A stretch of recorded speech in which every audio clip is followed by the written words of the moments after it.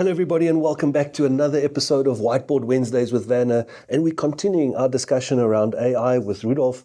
And Rudolf, today, we've touched on so many different areas. We've looked at AGI last one. We're going to circle back to that one in our next episode. But robotics, I saw an interesting thing. I mean, it's not like I'm looking for this, but saw Kim Kardashian posing with a robot that had a big Tesla kind of sticker on it. And Okay, hi.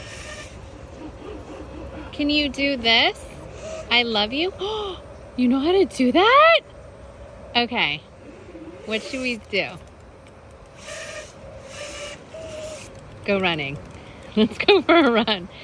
Do you know how to do? Oh, you are Hawaiian. Okay. Where are we on robotics in terms of artificial intelligence and the segue between those two areas? So I think that's a very good question and a very interesting topic. I think the world's waiting for bated breath. I think it's every sci-fi geek's dream to have his own personal butler robot. Yeah.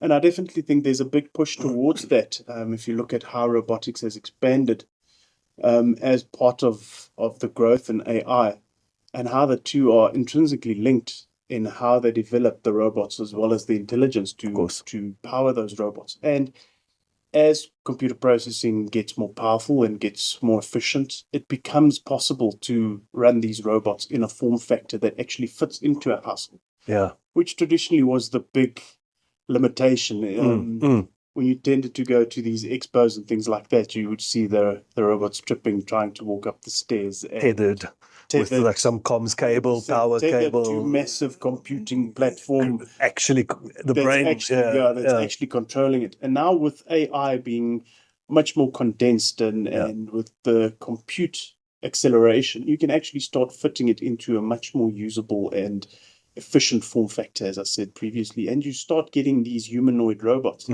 I don't think they're quite there yet, where the programming and all that stuff is still very limited. As I say, I think it's the same with the self-driving cars. It works well. Which is a robot in itself, right? Which is, not dissimilar to a robot.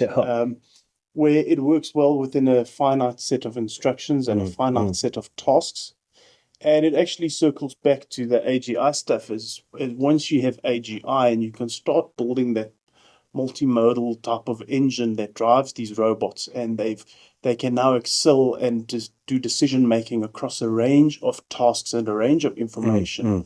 It starts becoming much more attractive, I think. But I guess that you can kind of look at from a household that I'm aware of, or two of them is those little vacuum cleaners, scans around and does that, which is obviously a very low level programming. It's not really AI in that way. And I found one that looks like does like a lawnmower kind of thing, and I'm quite interested in potentially investing in that one and get my Saturdays back. It's going to be the major kind of hurdle to mass adoption.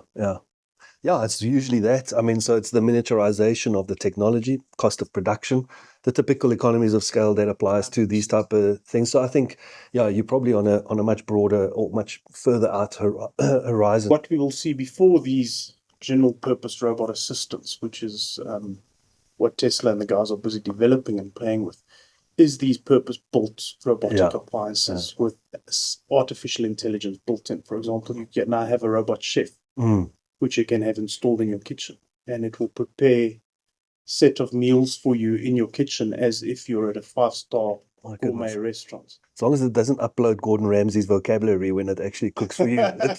That's a great little take on robotics and where it kind of fits in on the scale with AI. So thank you once again, Rudolf, for enlightening us on our journey and talking about the future of AI. Thanks. Appreciate it.